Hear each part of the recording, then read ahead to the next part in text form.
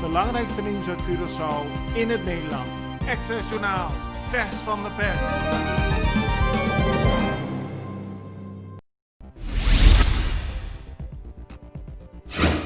Op Curaçao zijn gisteren 6 agenten op non-actief gesteld. Ze worden verdacht van inbraak en diefstal. Het betreft 5 mannen en 1 vrouw. Dat staat in de extra vandaag.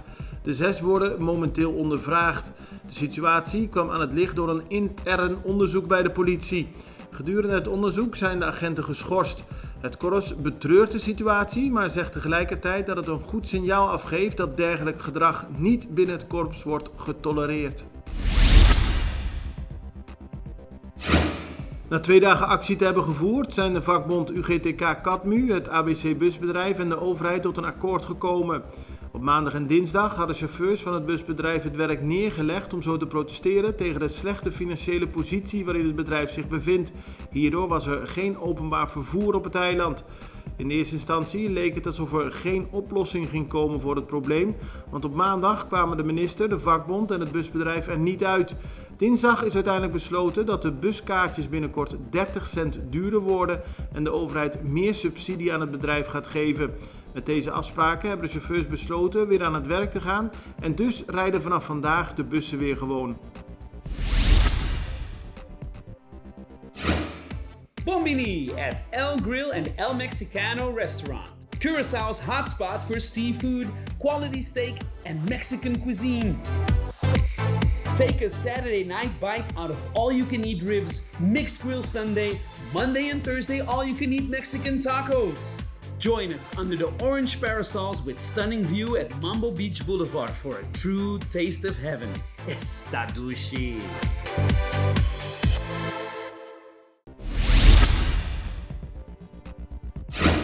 De Curaçaose politie heeft gisteren een 20-jarige Curaçaose vrouw opgepakt.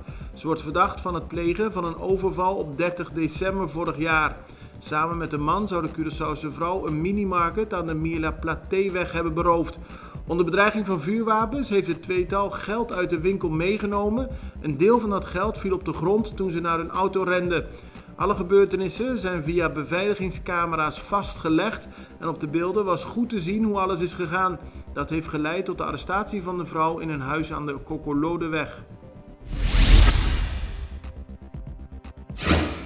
Curaçao gaat in de 2e of 3e week van februari beginnen met het vaccineren van een deel van de bevolking tegen corona. In eerste instantie zullen 60-plussers, werknemers in de gezondheidszorg en volwassenen met een chronische ziekte worden gevaccineerd. Het eiland begint met de Pfizer-vaccinatie die door Nederland naar het eiland wordt opgestuurd. In de toekomst volgen ook andere vaccins.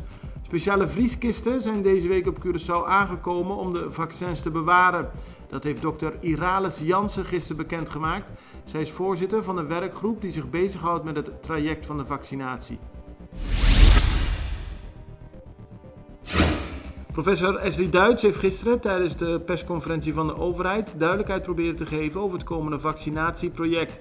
Volgens Duits is vaccineren iets normaals en levert het geen problemen op bij de mensen die gevaccineerd worden. Op Curaçao zijn veel mensen een beetje beducht over het komende vaccinatieprotest, maar volgens Duits is er geen reden tot zorg. Niettemin staat het iedereen vrij om de vaccinatie te accepteren of te weigeren. Ruim 2 jaar geleden heeft de rechtbank op Curaçao bepaald in een rechtszaak die was aangespannen door Clean Air Everywhere dat de Curaçaose overheid ervoor moet zorgen dat de raffinaderij zich houdt aan de laatste milieunormen. De overheid is hiertegen in beroep gegaan en het Hof zou eigenlijk gisteren uitspraak hierover doen. Die uitspraak is uitgesteld tot 9 februari. De kustwacht heeft gisteravond een man geholpen die van zijn Sea-Doo was gevallen. De melding kwam iets na 6 uur binnen bij de kustwacht van een omstander die zag dat de man van zijn vaartuig was gevallen en zijn Sea-Doo niet meer kon bereiken. Dat gebeurde ongeveer 500 meter uit de kust ter hoogte van Zanzibar. Bij aankomst zag de kustwachtbemanning dat de 32-jarige man al door een bestuurder van een andere Sea-Doo uit het water was gehaald. De kustwacht heeft hierop de Sea-Doo van de man naar het strand van Palapa gebracht. Voor de man is een ambulance gekomen omdat hij veel water had binnengekregen.